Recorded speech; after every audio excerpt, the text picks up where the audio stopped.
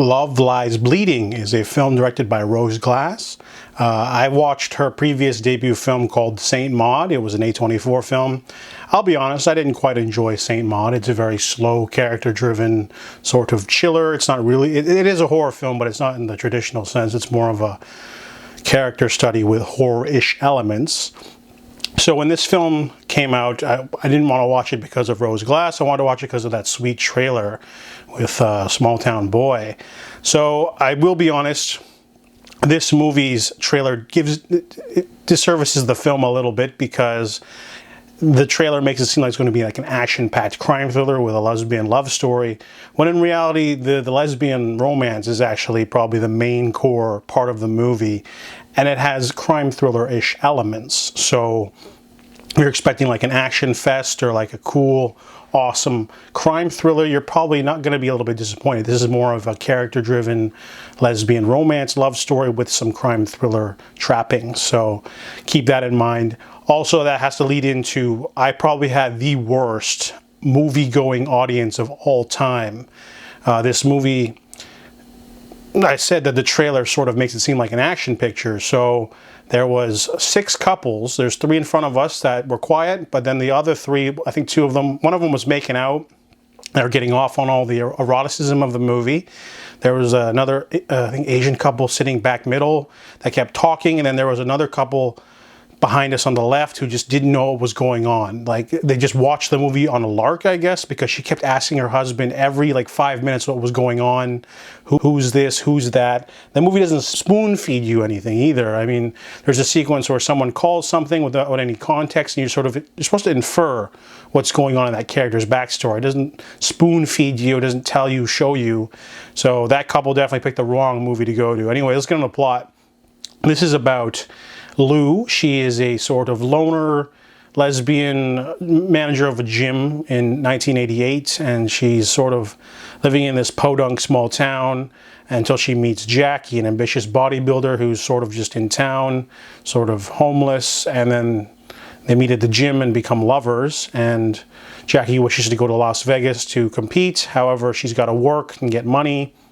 So she ends up getting a job with JJ, who turns out to be Lou's brother-in-law, a scumbag who beats his wife.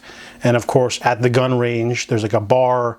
It's owned by Lou's dad, Lou Sr., and he's basically a crime lord. He's played great by Ed Harris. Ed Harris gives a wonderful, amazing performance, mostly understated. He's got this kind of like looming sort of presence, like a boogeyman, like a crypt creeper like hair.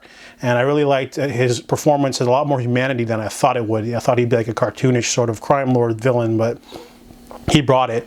And the core theme of this movie is that love basically sometimes is a weakness for certain people, not just romantic love, but all sorts of love. So that's everyone in this movie kind of gets screwed in one way or another because they pine for something or they want something. And the direction's great. Rose Glass is a talent to definitely keep an eye on because there's lots of great transitions. There's some artsy road shots, the constellations, workout montages. I really liked the camera angles. Everything was great. The action sequences were pretty good too. There are a lot of just surprising moments.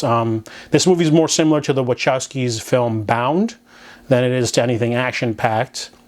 And I really like the characters. The acting's off the charts. Kristen Stewart is just so good in this movie. She's vulnerable, yet a little bit spunky, yet a bit of a sad sack, a little bit introverted. And then Jackie's like sort of like her confidence, but she's also got some hidden trauma that you don't really get to see, but it comes out in violent bursts. And the movie, the second half is not as good as the first half.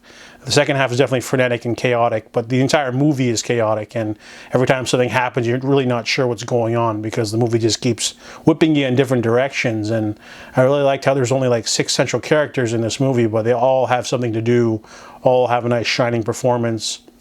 This film also does have a little bit of some risk-taking because there's some weird sort of imagery.